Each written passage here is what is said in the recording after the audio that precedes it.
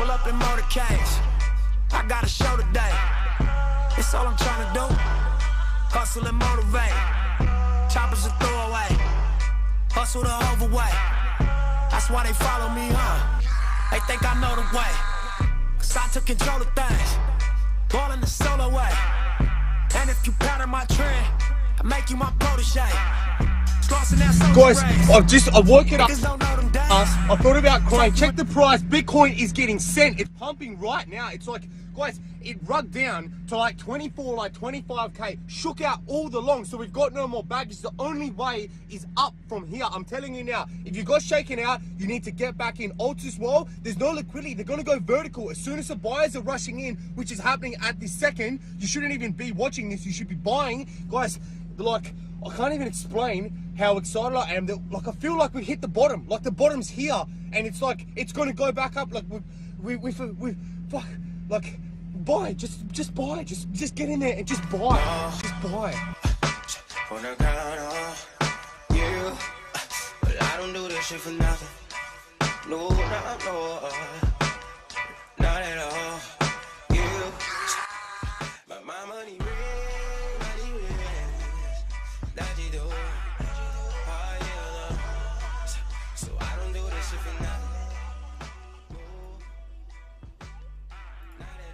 All right, welcome to another edition of NFT Live. We're covering the non-fungible token industry. Listen, the bottom's in. Listen to BitLord. Thank you, Nipsey, for the intro here. We are going to have ourselves a good episode, man. We're going to touch on some Otherside gameplay reveal. We had some other Play To Earn games come out with a little bit of announcements over the weekend. Obviously, we're in a little bit of a dip, as they say, and then we're going to touch on some other pieces. I'm sure these guys here who are very knowledgeable NFT enthusiasts and leaders will have some stuff to talk about. So, guys, how's it going today? We'll start with Lou, and then we'll go around. Good. Markets bouncing back a little bit. We got just coins in general.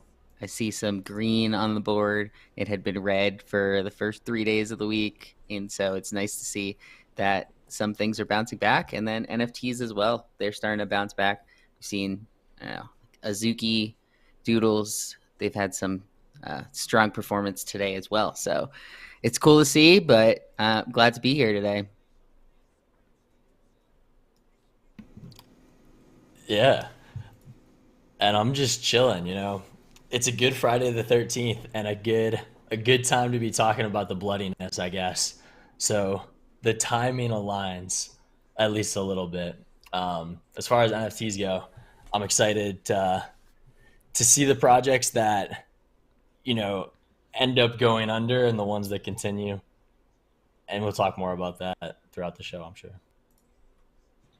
Yeah, definitely Friday the 13th is a great theme to start the weekend after the last 48 hours we've had. But definitely glad to be here, talk some NFTs, talk some market's just dipping a tiny bit, if you could say. But yeah, definitely the last 48 hours have been crazy. And glad to see some green on the board, like Lou said. And I feel like the momentum is shifting a little bit. I don't think we're out of the woods yet, but definitely a lot brighter than it was yesterday or the day before. Yeah, I want to give a quick shout out to the chat here as we get started. Foxy Yoga is in the house. A lot of people are asking for a LADZ Day shout out. I'll give you it. It's a happy LADZ Day here. Our vibe, our tribe, as usual. Appreciate you guys showing up early. We just pressed the live button. Choina. Tigbo is in the video and in the chat. He's doubling up here. Marty McFly, Peter Q, Alien River, Space Smells Like Coca Jenkins. It is definitely a good Friday here. Big shout out to Luna, who is here with us as well. I want to give a quick shout out to the dog that Lou Dog is taking care of, who is aptly named, I should say. Yeah, it's funny. I'm watching her for the weekend, and just turned out to be a great weekend to be watching her, and just the timing on it. But obviously, Luna's down bad. The coin, that is. But yeah, should we get into that a little bit, or? Yeah, obviously, you know, a lot of people are down bad on this, and I feel like, you know, there was definitely a lot of warnings of this that were always talked about on Twitter. You know, a lot of people saying that the way that the burning mechanism was done and how everything was kind of set up wouldn't last for a long time. And I know that a lot of people, especially more of the normies, were in Anchor, staking their UST for the high yield they currently had. I believe it was between 18% to 20% for most of the time.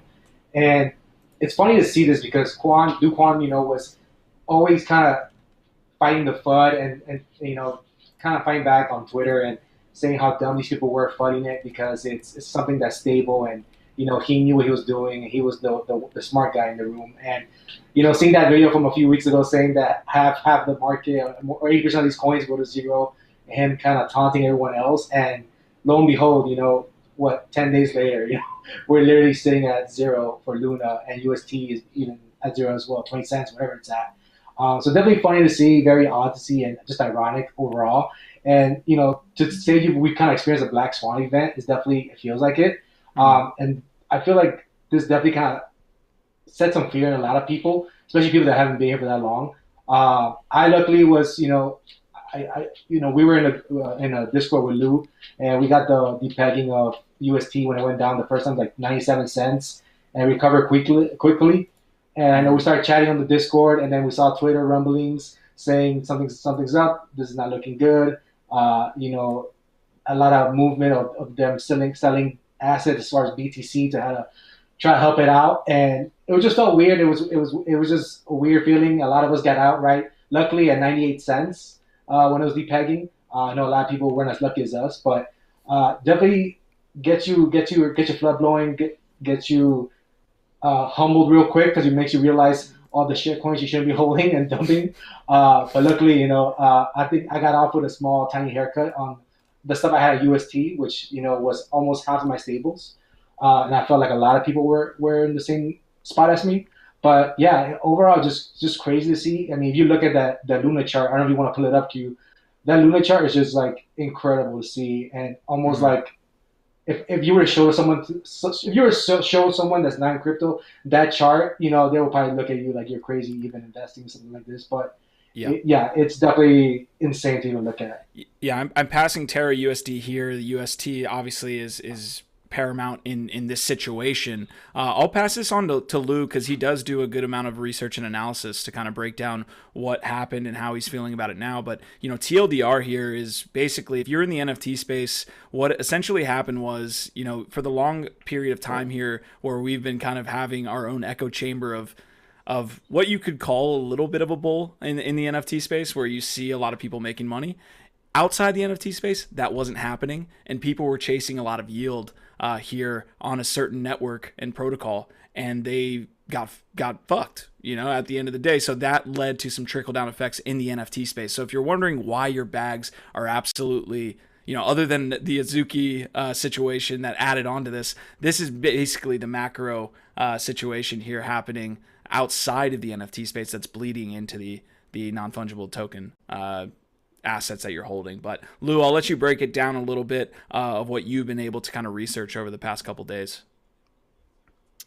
Sure. Yeah. Basically, how I understand it is people were betting against UST, and it started depegging. Some people started panicking, and pretty much what had to happen was, in order to repeg UST, you had to essentially mint more Luna. So we saw yesterday, and obviously it's a little further out, but yesterday they kind of just they took the white flag out and basically said the only way to fix this is by killing Luna. So they minted, I think it was around 5 trillion more of the Luna tokens in order to basically fix the situation. But a lot of these companies and projects that were on the Terra ecosystem were using Anchor protocol. And for people that don't know what Anchor protocol was, it was basically the way a lot of people were using it was like a savings account where you put your money in there and you basically staked it, earning 20% on a yearly return. And it was just holding your, what everyone assumed was a stable coin, that was UST, and you were earning over time. And obviously, once it starts depegging, then people are panicking. I have all this savings. They want to take their money out. So now Anchor Protocol is essentially where a lot of the projects on Terra would put their war chest, their treasury from earning, and it was backed by Anchor. So now that Anchor is failing because what you're earning on UST is failing, now everyone's just panicking. And it really it had this whole spiral effect.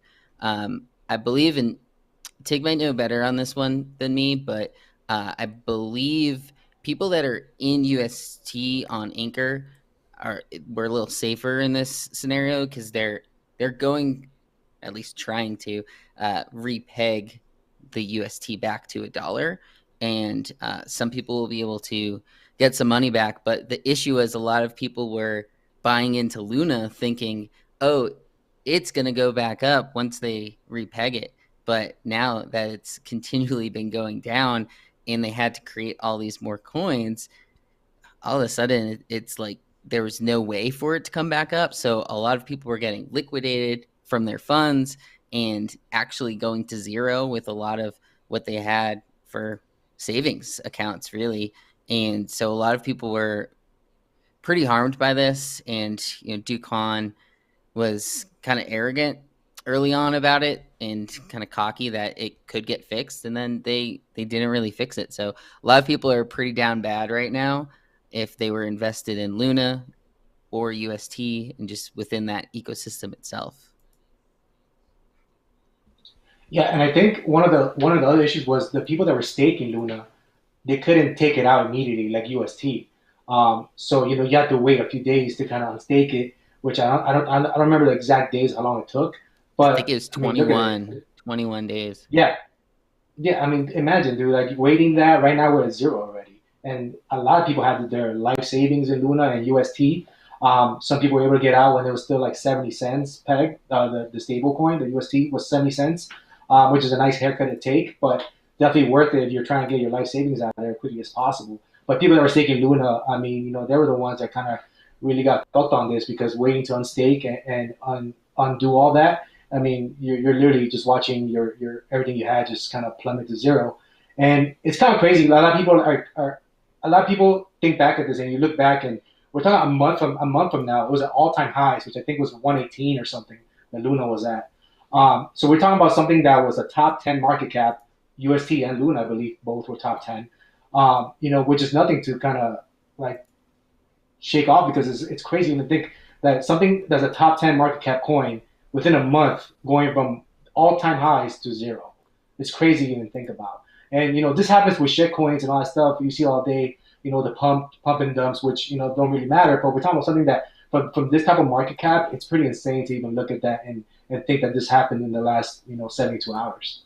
Yeah, I want Poner's take on this as well. I'm going to get to the chat. It looks like Marty McFly saying Duquan was arrogant and someone took him and Luna down on purpose and quite easily. Yeah. Choina says, I think there's almost 7 billion Luna in circulation. Also, Choina saying psychology of a market cycle. I think we've officially moved from anxiety to denial with panic incoming. Hopefully I'm wrong. So there's another question to be had here of whether this is the bottom that we'll get to here in a second. But Poner, what did you make of this Terra Luna situation as it unfolded? Yeah, and I'm a lot more NFT native than I am crypto, so these guys are gonna have a lot more knowledge talking. I think my takeaway though is like the whole concept of it really being people's savings, and that's kind of the thing that was targeted. And what I think hurts as much as it does is that, since people thought it was stable and the 20% APY, like majority of that being savings and not the money people wanted to gamble with, and that all going to zero, has a lot bigger impact than investing in Dogecoin and other shit coins that end up going to zero. This is an interesting point that Lou brought up as well, is that a lot of the Luna projects or Terra projects had a little bit of their war chest in Anchor. This kind of happened in 2017-18 with projects raising a shit ton of money in their ICO and then just having it in ETH. And there was like this weird unspiraling event, or like spiral event, that basically once the project that had raised 15 million, then they got up to 30 and they thought that, oh, maybe we could raise 60 because they're holding it all in ETH. Once this started to go downwards, then everyone starts selling, and it becomes this real big downward pressure effect that can happen, and that we saw happen with Terra in a way. Yeah, I mean, once things like this happen, the fear kicks in. It's a race to get out, right? So you're seeing everyone just trying to sell, and it was a bit different because a few months back with MIM, Magic Internet Money happened on AVEX, where it started to depeg, and we were in a protocol, the Platypus protocol, where we were staking it and getting rewards, but they turned off the ability to unstake the contract without mentioning it on Twitter, without mentioning it in Discord. So people start freaking out because it's depegging. You couldn't get your money out. And once you were able to get your money out, you're taking a haircut because it wasn't one-to-one anymore. It wasn't stable. So that was a bit scary as well when you're not able to access the money and get out as quick as you can. And I definitely learned something from that because that day, I think it was more of a panic set. And, it wasn't as bad as what happened with Luna and UST. But you definitely, once you get that fear in you and you're like, you're seeing kind of your money that you thought was safe, you thought was stable, kind of just, depegging and losing value, and you can't do nothing about it. It definitely sets this kind of, it'll humble you real quick and realize, that you definitely, what you thought was stable, definitely not, because these tokens are not backed by collateral, they're backed by code, basically, so it's definitely a whole different thing. And I feel like the people that got wrecked on this, it sucks, because like Toner said, these are people that have that money for savings. People using it for instead of sticking it in their bank, you stick it in UST, you get a nice yield, and you just set it and forget it. Don't worry about it.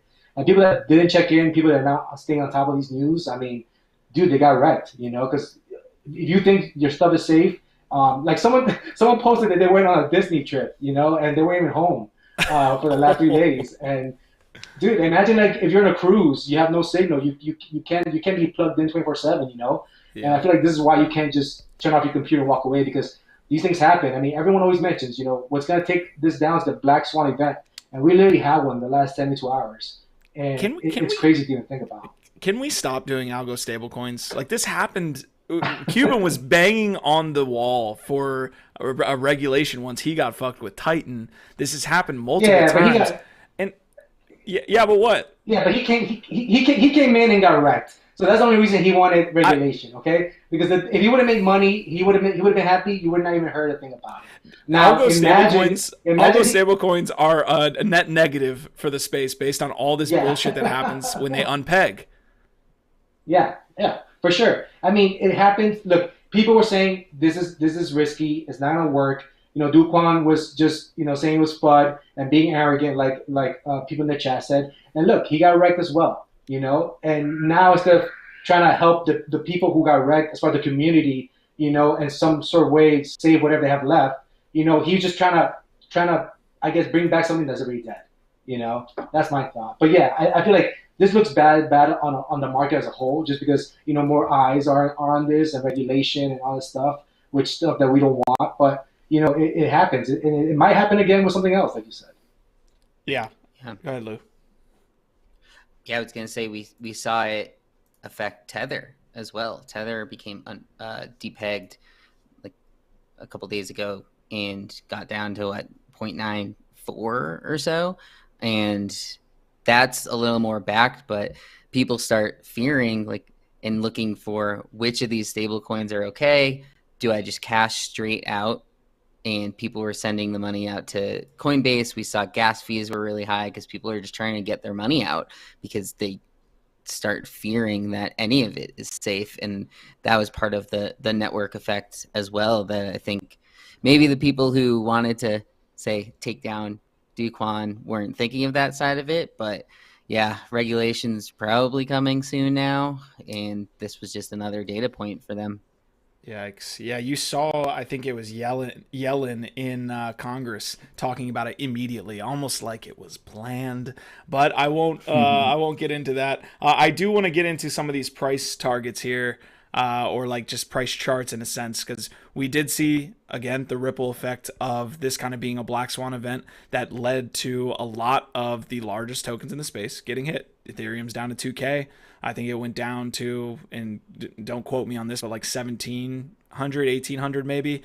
BNB's down. Cardano's down 30%. So there's this huge, downturn here, And there were a lot of questions being thrown around whether, layer ones were going to be the future after this, right? Like, is it just going to be Ethereum and layer twos attached to Ethereum based on just the security measures that weren't taken with this project? So it's a big conversation. I'll get to some more of the chat here. But here's what I want to get to you guys, and the question I'm going to pose to both the roundtable here and the chat. Is this the bottom? Because we see a little bit of green here over the last 24 hours.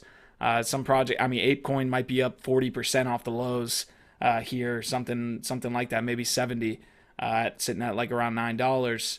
But I'll pose it to you guys. Is it the bottom? I think, like I said, when these things happen, you kind of panic and you can't think clearly. You're just everyone's just trying to race to get out, right?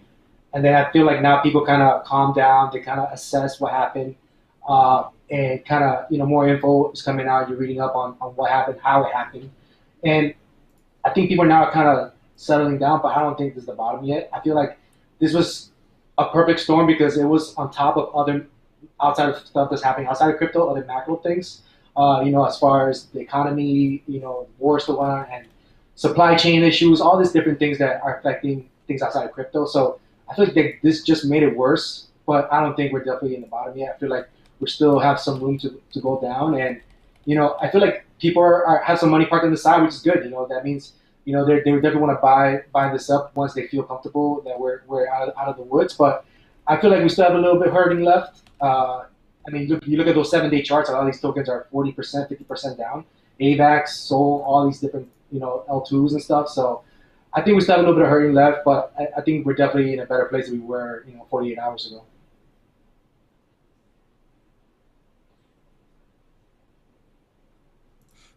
I think it's nice to see that it bounced. I think it's just nice to see the green on the 24-hour.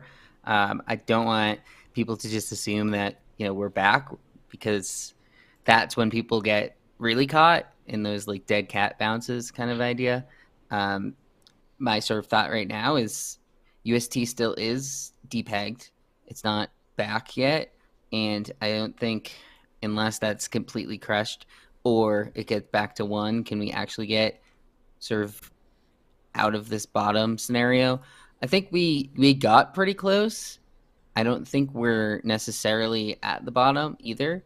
A lot of people that are smarter than me as far as just how coin prices go, I think target lower prices than this right now. So I think we're okay. It's nice to see some green today, and after a few days of just very down bad, it's nice to see that going into the weekend. So I think people feel a little more comfortable, maybe have a better idea, and for the next time, you learn from experiences, right? So now that you've seen what happened with Luna, maybe you won't try to catch a falling knife when something's going from 100 to 0, and you'll look into why it's going to 0, and can that keep going down? And people have probably learned a lot about liquidations in the last few days. And yes, your money can just literally go away. So I think the learning experience side is something that I'm always happy to see. I think some people will probably take this as never coming back into crypto again. But I do think that there's a lot of people that do believe in crypto long term and aren't necessarily going away. So could be short-term bottom, maybe already is hit, but I'm still just sort of watching. I'm not necessarily like fully deploying back in, at least right now, because we've seen this happen before where it bounces back up, and then a few days from now, and people sort of forget that happened, and then it comes back down again. I think my biggest worry in this market right now is not what's happening in the NFT space. I think we all kind of understand that we're in this new industry that really has high growth potential, but outside of our industry and what you see in kind of the macro world environment is not good. And so when you're in a high risk kind of area that we are in, it makes you think twice about whether Bored Ape can stay at 100 when we might be going, as Troy is saying in the chat here, towards a recession, right? So you have to view them in both. It is kind of crazy to see these more blue chips kind of hold in this environment, but yeah, I'm a little worried. I don't think this is the bottom, but it was nice to see a little bit of a bounce. It was funny to see as well Yuga or Otherside like loading the gameplay ammo there as the price was tanking. They're like, get that gameplay trailer out. Let's help the price a little bit. But Poner, what do you think? Is it the bottom here? Yeah, and I think looking at outside of crypto and regular stock market inflation and everything, like that's been tanking already. And that's regardless of what happens with Azuki or what happens with Terra and Luna. So I think that's very telling in and of itself. And I'm not even going to pretend like I know macroeconomics that well, but inflation generally tends to make it so people value cash more, and then assets that are more like collectible and risk assets are going to get hit one way or another. And I think we're just starting to like feel the effects of inflation. And that's the way that I'm feeling it. And I feel like, people in crypto, they always say crypto doesn't correlate with the regular stock market, but now it does. I think they kind of flow with each other a lot more than they used to. And it's funny because I feel like these last few days, a lot of us kind of realized that we just hold a bunch of shit coins that don't really matter. And I definitely sold off a bunch of stuff that I didn't really care for anymore, and moved it to USDC, excuse me. And I definitely took some of that stuff out, man. And it definitely humbles you real quick. It makes you realize that this thing could be gone in an instant if you're not careful. And sometimes these things are out of your hands, But Eric Easy in the chat, brought up a good point that I feel very strongly about, because he says, if you lose your job or you're holding a Bored Ape, what do you do? And I feel like in that sense, first of all, if you're holding a Bored Ape at these prices, and what the value is in USD, if you have school loans, if you have personal debt, if you have shit that you need to take care of in real life, you don't even got a car to get to your job, I feel like you should be holding a Bored Ape. You should definitely take care of your real life priorities first, and then worry about holding a monkey picture that is worth $500,000. And I feel like I think we're now the witch just because what's ahead of us as far as the economy goes.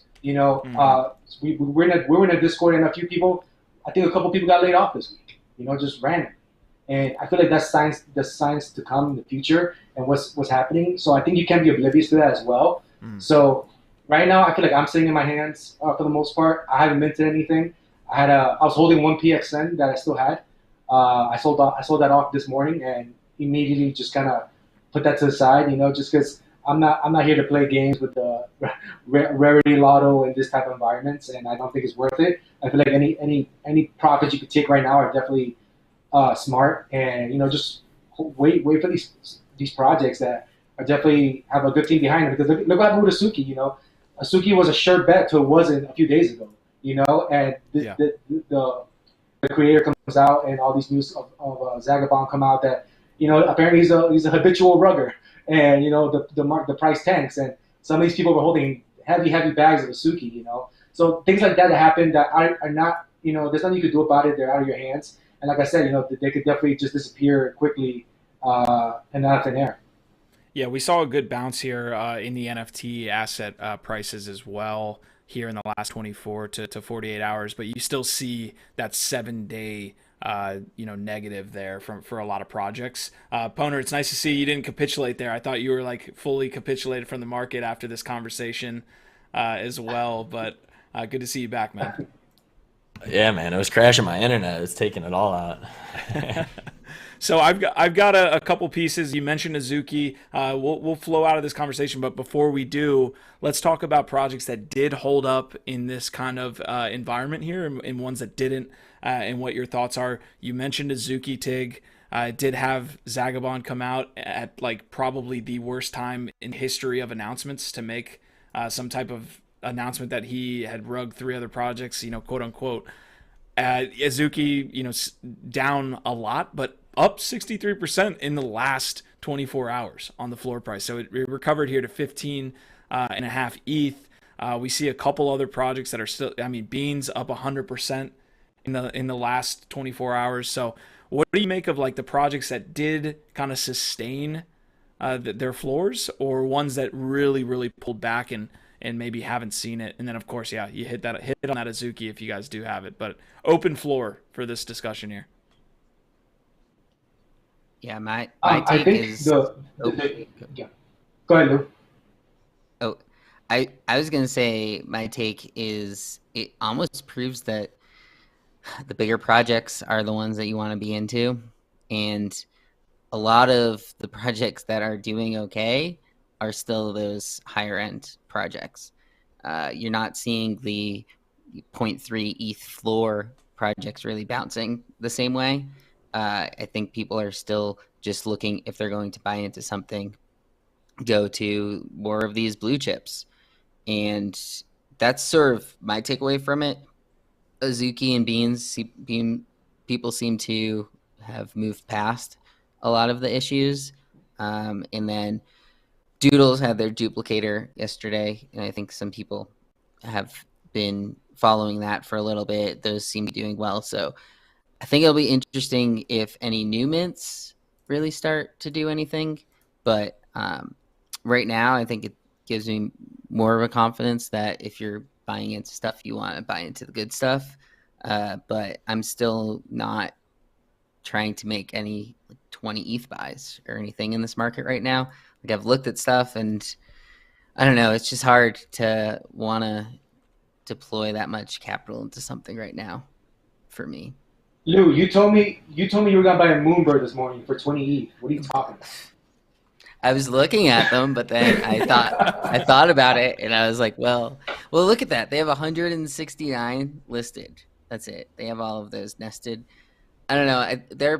I think they're the safest bet of any of these, as far as like downside risk. Yeah, I think what we saw, we've seen this even the last few weeks, where a lot of the money was just, and a lot of the volume was just in the, your typical blue chip projects. Anything that was Bored Ape related, Doodles, Moonbirds were just kind of, pretty steady. I think it shows in the last few days that a lot of those prices kind of held up and didn't really move too low. I think Moonbirds went down to maybe 19, 18 ETH, which is still pretty solid from where they were. I think the average was like 23 ETH. They're floating around. Doodles obviously pumped up a little bit with the announcement of the airdrop, and then I think retraced back to about 16. But for the most part, these projects, the blue chips are definitely holding strong, and it shows that you definitely want to be invested in these teams, because a lot of people have confidence in them, and like I said, they felt safe. But the same thing with Azuki, a lot of people felt safe in that before the whole thing with Zagabond came out, and it sucks because, like I said, it's out of your hands, and I think right now they recovered a bit, but I feel like it's more like a influencer pump, because a lot of them have pretty heavy bags that they're trying to dump on you guys. So exit liquidity play. Exactly. Yeah. Don't become exit liquidity for these guys that the keyboard monkeys of the world who are holding heavy bags and are trying to get out. So I want to open. Tig is talking about Azuki. We're not going to hit like on the whole post. We kind of broke it down on Tuesday, right after it happened. Zagabond coming out and saying he was a part of 3 other projects that he created and then swiftly got out of, and then thought that would be a good idea to tell everybody about. There was a big hubbub. The whole community kind of, joined hands. People who maybe weren't kind of joining hands before, all of us could kind of get behind the fact that this wasn't okay. For the most part, I think 99% of people said that. And then we see Azuki completely flip the script and say, oh, no, we're not going to zero. This project is not dead by any means. We're actually up 60%. We're at 16.2 ETH floor now.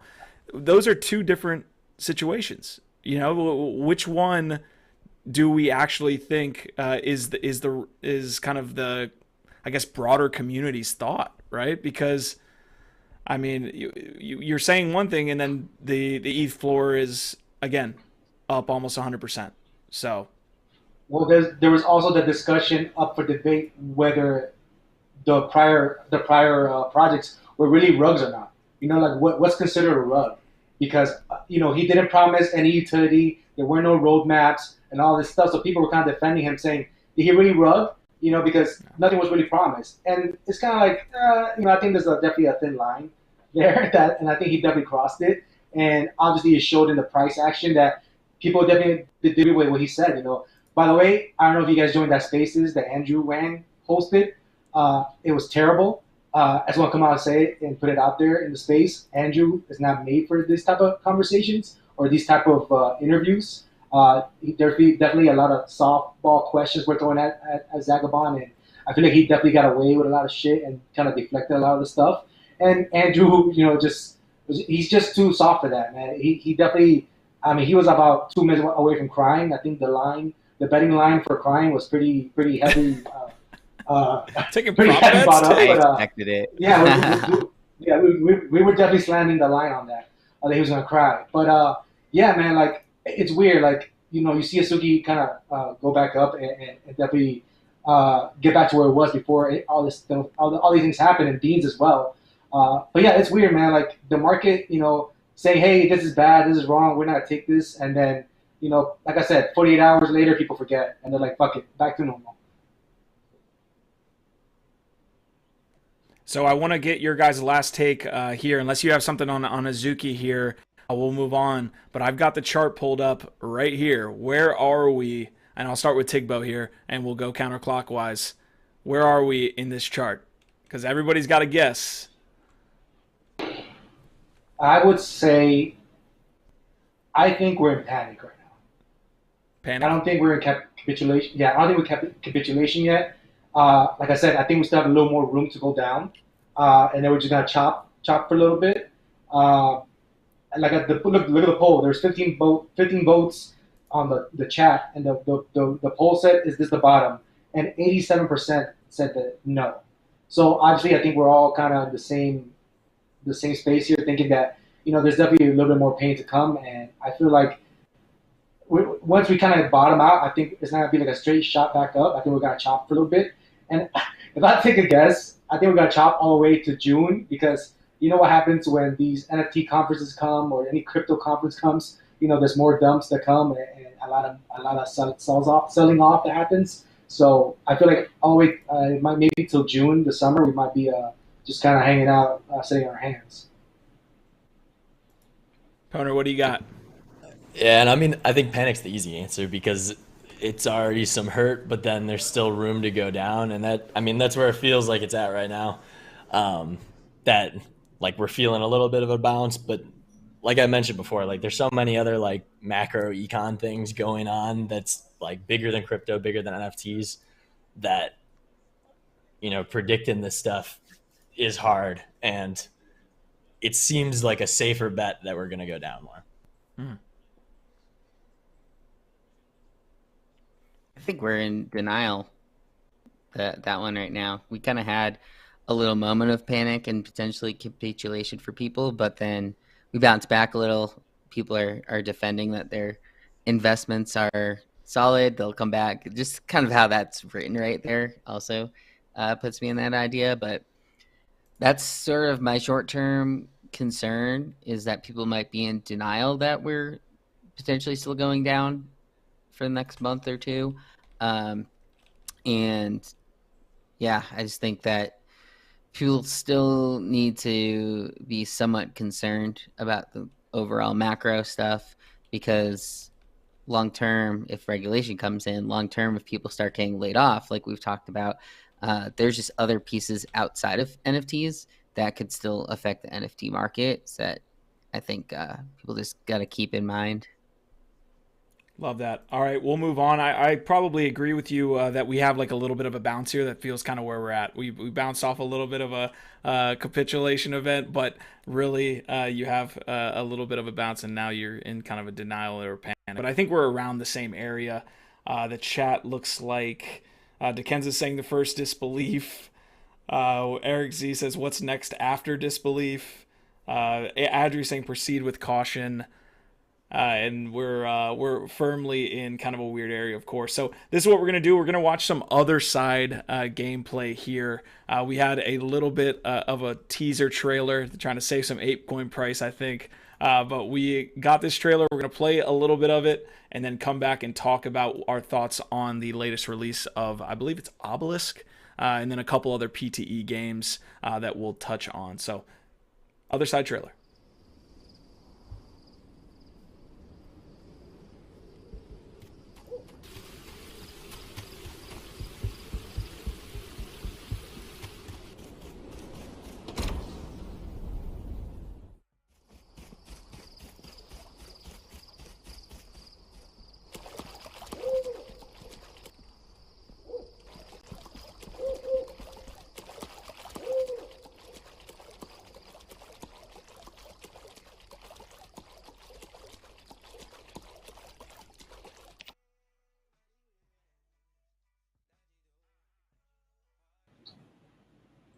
You're muted, Q. All right, we ended right there in front of the yacht club. I think it's been about 2 weeks since the Otherside sale. Don't correct me if I'm wrong, but yeah, we're solid from this. We got the gameplay trailer. Obviously, they are attaching some sort of obviously created software so that we can have a game sooner than other people might think we were. I think some people were saying, oh, it's going to take them 2 years to build a game. They're clearly working to create this game very quickly. So what did you make of the gameplay trailer? And then we'll get into some Obelisk as well.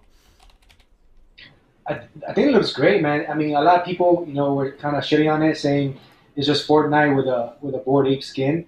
But I mean, what did you expect? These guys, they have enough money to come and buy a company to help them create a game pretty quickly.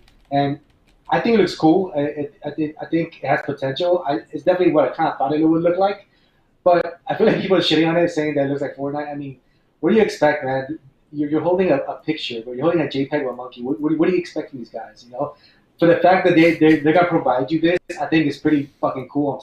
Just let alone, So I think it looks cool. I think it'll be fun. If it's anything like Fortnite, it'll definitely catch on. And I feel like this is something that a lot of people are trying to work on as far as creating metaverses that will keep people in for longer times. Because you go into these other metaverses and for the most part, unless there's like a big event happening, there is basically ghost towns and no one's really in there for much time. But I feel like this is like a P2E game, like Fortnite could definitely catch on, and I could definitely see people hanging out with their friends and other apes, maybe using other skins from their NFTs that they hold, and just kind of playing a game here for a bit.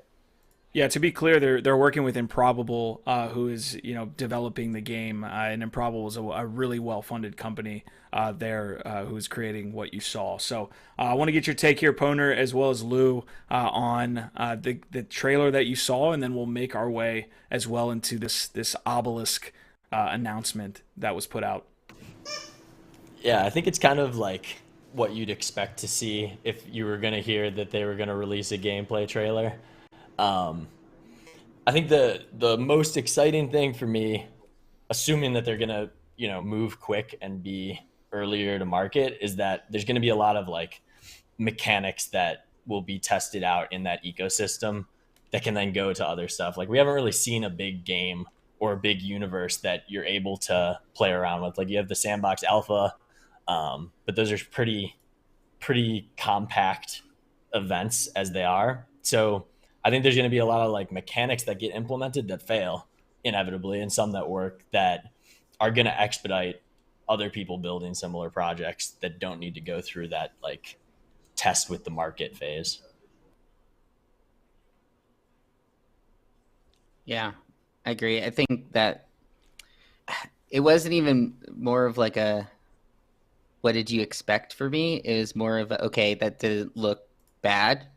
I think I don't love the Fortnite takes because this is not going to be anything like Fortnite. It's going to be more like a World of Warcraft where you're like walking around the world and doing stuff, crafting items and whatnot. It's not necessarily one of those battle royales. But yeah, I think it shows that they have been building something. Obviously, it's a minute-long clip. It doesn't mean the entire world is built, which I think some people are maybe sounding like this. In my opinion, it's not like this game is going to be available even anytime this summer. Like it's probably still at least 6 months out that you can actually play in it. But yeah, it shows a little of, yes, we're working on stuff. Look, this is what it's going to look like. We're going to let holders be the first to try it out. And if you're a holder of the land, then you'll be able to go on this Voyager's journey, and your character, your land can sort of be built however you want it. And my concern with that I've been telling people is, my issue is how many ape owners care to play in one of these types of games where you actually have to build stuff. I think a lot of people buying land originally were hoping it would just be passive income. And this is more of a, I don't want to say like tedious task, but I don't think people like Jimmy Fallon and Steph Curry are going to be trying to play this game in the way that it's built. And that's my somewhat concern with it, is now that they have that many more people in the ecosystem, I don't think a lot of them are necessarily gamers in that way. So what do you guys think of that? Do you guys think that this style of game is less likely for the ape holders to play? Dude, let's be realistic. Like, most of the people holding this land are not planning on playing this shit. They're gonna hold it because they want to sell it for more than they paid for it. Okay, so they're hoping second guy likes to play games and video games because that's what they're hoping for. And on top of that, remember, there's a second wave coming of another 100,000 plots that we still have to get to, which the game probably won't be released till those are out anyways. I feel like it's a long time. The attention span of people in this space is very, very short. So I feel like they have a lot of things, ahead of them that could be some certain obstacles, and people get impatient. But it's Bored Ape. People are gonna trust them. But like you said, I don't think a lot of these holders don't give a shit about the gameplay. They just hope it looks good so other people will buy into it and they could kind of sell their bag, like Q, because Q has diamonds and he's gonna ride this thing to zero. Other people are not. Like other people are not. I got out as quickly as I could. Yeah, this is such a cool conversation because it's one of the first play to earn games, and we're seeing some of the first like topics that we just saw. We showed you the obelisk announcement that there's going to be some play to earn mechanic. That's not just like theoretical, right? Like it's not just like some small game that's like, hey, we'll get people to earn this way, that way. It's like, no, how do you create a really good game with hundreds of thousands of people and make sure that the land is not gobbled up by people who aren't going to build on it so that it turns into a ghost town? How do they make the actual gameplay work with the play to earn and the fact that the world is actually for sale in a way? It's a really, really cool little case study we're about to have here. And this will set the tone for like the major game studios. I mean, like, it'd be naive to think that, the people that actually have money, like the Epic Games, the Blizzard, the Activision, like, they're looking at this to see what happens. And after they see like shit hit the fan and then stuff work, that's when they'll probably still wait a little bit and watch the next wave. But then that's inevitably what they're going to build off of. So like, I think that's the interesting market sentiment, is that what we're seeing be built by Yuga Labs, assuming that it's not absolutely terrible, is going to like do some of that exploration for the Epic Games, the Activision, and set the tone for where they hop in at. Yeah, I think that's a good point. Yeah, they're definitely gonna set the standard because they're gonna be the first ones to really try to really go for it and really put money into this. And like I said, I hope it works out. I think it looks great. I feel like there's gonna be different ways to use the land, and you could be able to rent it out if you're not a gamer, and let others kind of roam around building it, do their thing. So I think there's definitely a lot of options. For me, I'm just not big on the metaverse right now. I feel like a lot of the hype has definitely died down, and it's not what it used to be. We all can be like Q us on the top of Sandbox Land. And I feel like this is kind of like the thing where right now it's kind of down. There's not a lot of hype, and once it starts back up, once the land's out, once the gameplay and demo and people are able to access it, I think then you'll definitely see more hype coming. But I think we're long ways away from that. Yeah. And I think the way that I watched that demo was, oh, that looks like a game that I would play. But the question that really comes into play is it worth, whatever it is now, $6,000 worth to play a game? Keep going. Sorry. I don't know. I didn't know that had Oh a yeah, volume. that's just more of my concern right now is like these big game studios. You can play a game for $60, and now it's like to enter into this world, it's around that 3 ETH range is like the lowest entry point, and one of these codas is what, like close to $100,000 to get in, and it's just not as much the way gamers, and I think that's why a lot of gamers hate NFTs in general. That's sort of a big thing. Like, you're taking our games away, and we don't want to spend 100 times more on a game that is probably developed worse as well. So I think that's a big concern too. It's just like the entry point. It's cool. The one Can we thing I talk want about to mention. quotas? Oh, yeah. Hit Poner. Hit Yeah, it, Poner. yeah. Oh, sorry, no, The go one thing ahead, I want to go ahead. mention before codas is, like, whenever I'm talking or thinking about the metaverse, like, it's as much of a hardware play as anything else. So, metaverse being kind of like that immersive experience, if the hardware isn't there to be able to provide that, like, it's just going to be people in front of a computer. And then they're going to be comparing that to like the other games that they have and that they can experience. So until hardware catches up to like that immersive experience, I think it's going to be hard, like, to be able to use metaverse as like such a huge selling point, because people are just going to be playing it like any other game. And so I always keep that in the back of my head when I'm thinking about like timelines on things. I wanted to ask about the codas because I feel like that coda that was there, that preview looks sick. But then the codas that are on the land, the art was. I feel like a lot of people felt it was kind of a letdown on what they thought they were going to look like. And I know right now they're still on the land; they're not individually, NFTs. You can kind of see close up. But I mean, if the codas look anything like this, I think they'll look really, really cool. But I think right now a lot of people just kind of let down by the coda art and what they thought they were going to get. But I think this looks great, and if they even deliver anything like this, like I said, I think they're definitely going to be successful at it. Yeah, there's some pieces here that I want to touch on as well, just very, very quickly. Coda Origins is part of. I don't know if this is in like descending order, like chronological order, where you maybe have like a beta test in the beginning and then it makes its way down. Not sure if this is how it's laid out, but you have a little bit of codas, to have it decouple from the other deed. We have their artifacts mentioned, so people that got artifacts. Shout out to the rest of the people that got artifacts and didn't get a coda. I'm with you there. But there was a mention of artifacts. There's also a mention of, creating, generating resources and such. So yeah, there's a lot to be, I think, taken, but in typical Yuga fashion, not much like actual details, just kind of like showing you a little bit of info. Chung in the chat says the coders are gonna flip apes.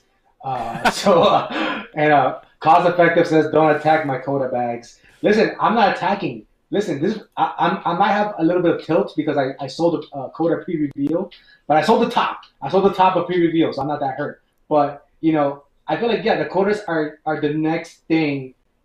I feel like they're two different entities now. We have the Bored Apes and we have the coders who are gonna be the metaverse play, and they're gonna have their own role in this, the whole ecosystem, and I think they're gonna do well. But yeah, like I said, I'm definitely excited to see where they're gonna go with this and what they're gonna do.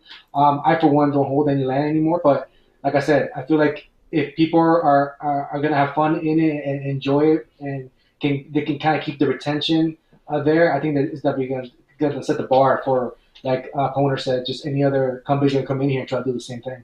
Yeah, RIP to dog holders, per usual. I feel like those guys are just absolutely wrecked. Imagine holding just a kennel dog as your one item in this Yugaverse.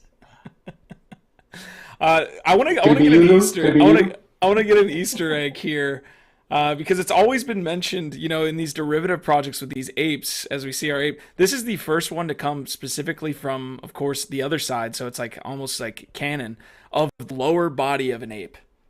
I mean, these guys are just not in the weight room that much. You could really say that, Otherside really is just like coming out with some canon for these lower body of the apes. All you see right now up to this point, other than derivatives, is the upper half of the ape.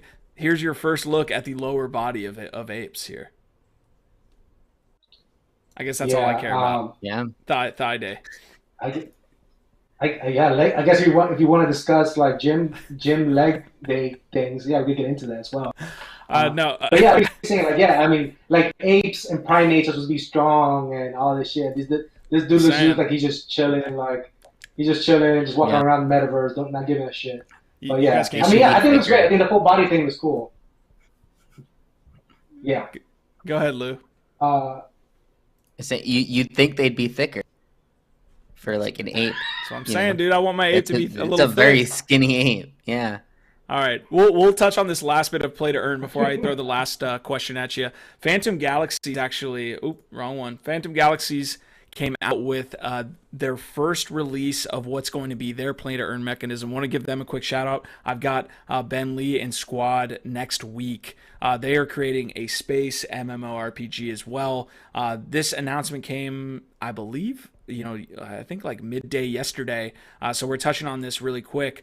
Basically, planet owners, so their planet sale is going to be May 25th, I believe, and planet owners are going to be able to get in this game and play and mine the first Phantom Galaxies token here. They're calling it, and let me make sure I get this right, they're calling it a PG token entitlement, which mainly means you'll get into this game. If you don't own any planets, you can play and earn PG token entitlement rewards, gear rewards, in-game resources.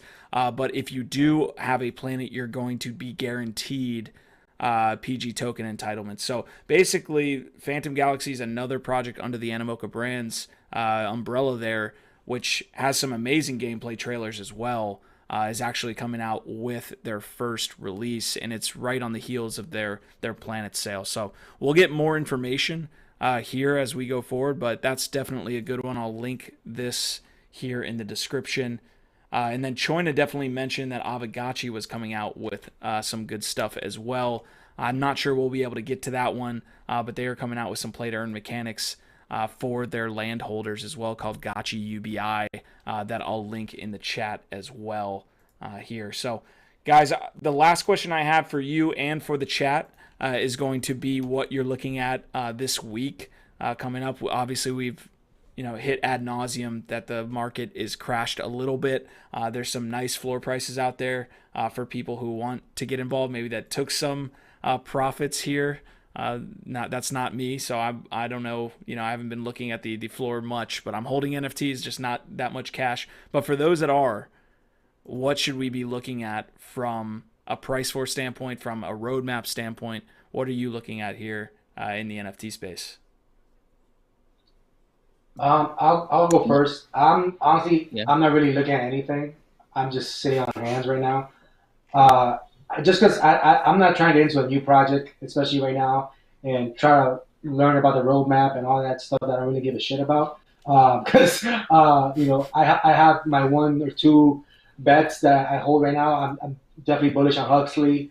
I'm bullish on Moonbirds and those teams.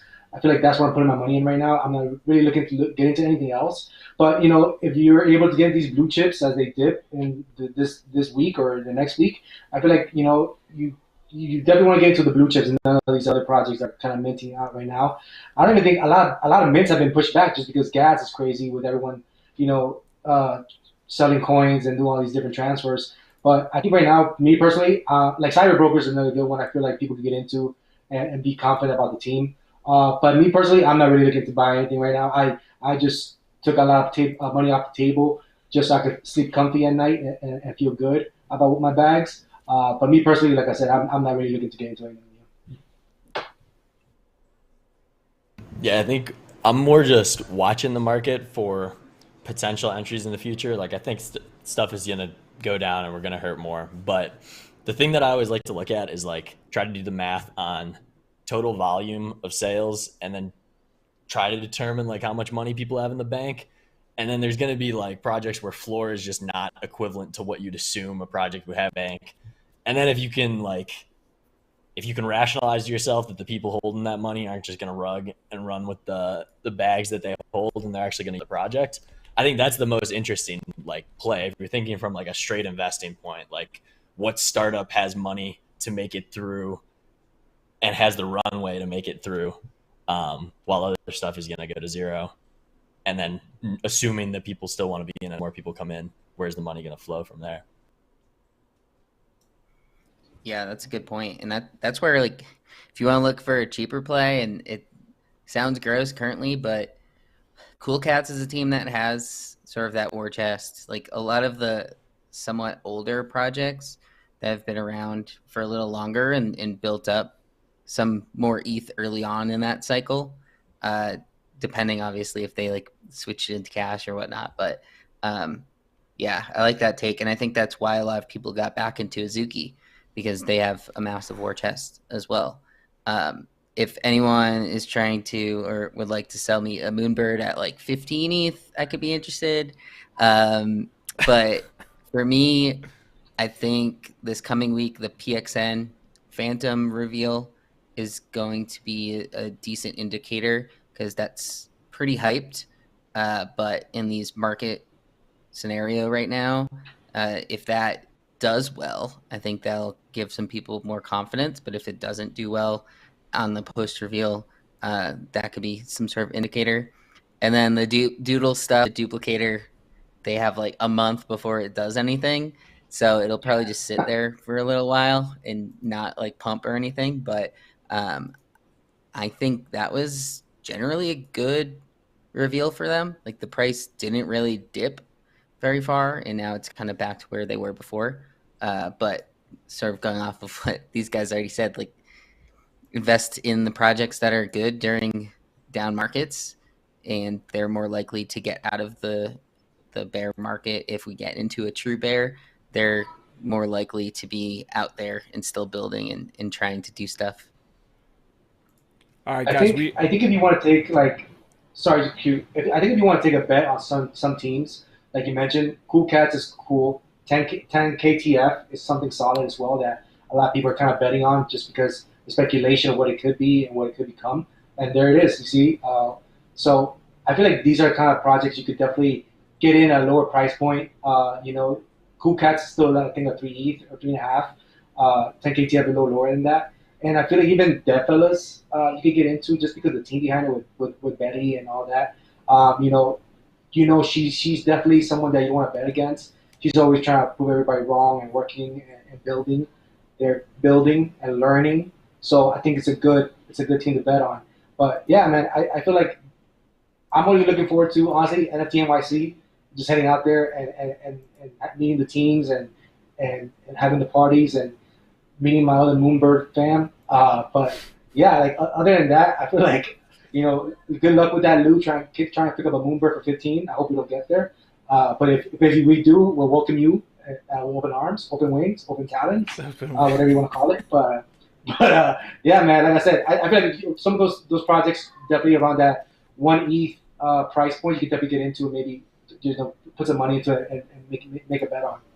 Absolutely, man. We are about an hour into the episode here, so we are going to wish everyone a happy Friday, a happy LADZ Day, our vibe, our tribe. This was another great episode. You guys absolutely killed it. Lou, Poner, Tigbo, you guys came in and dropped some knowledge here on the people who had a chance to join us live. If you're here afterwards, don't forget to like. If you're here now and you haven't liked it, I don't know why. Also, shout out to the Azuki buyers at this point. You guys are absolute psychopaths.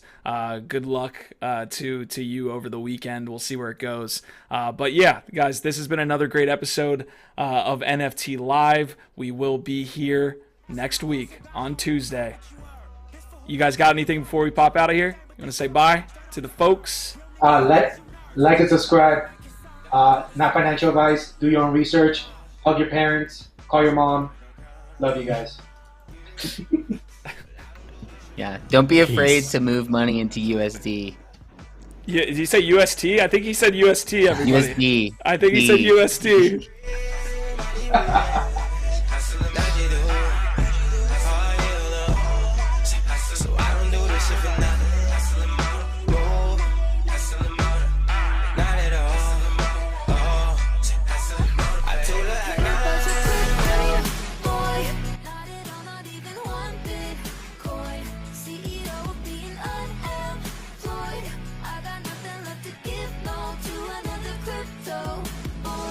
You care more about your